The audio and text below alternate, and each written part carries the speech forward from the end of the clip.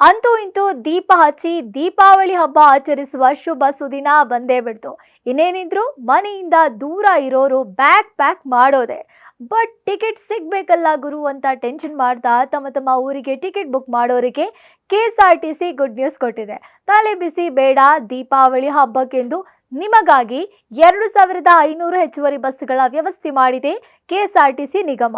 So October 17ರಿಂದ 20ರವರೆಗೆ ರಾಜ್ಯಾದ್ಯಂತ ಹೆಚ್ಚುವರಿ ಬಸ್ಗಳು ಓಡಾಡಲಿವೆ.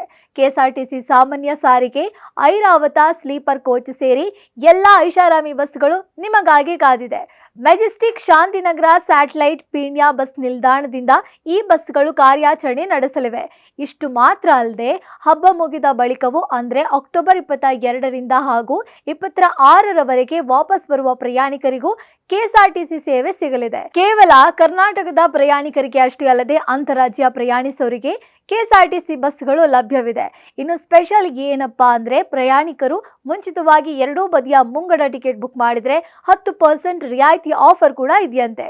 ಸೊ ಈಗಲೇ ಟಿಕೆಟ್ ಬುಕ್ ಮಾಡಿ ನಿಶ್ಚಿಂತೆಯಿಂದ ಮನೆಗೆ ತೆರಳಿ ಹಬ್ಬ ಸೆಲೆಬ್ರೇಟ್ ಮಾಡಿ.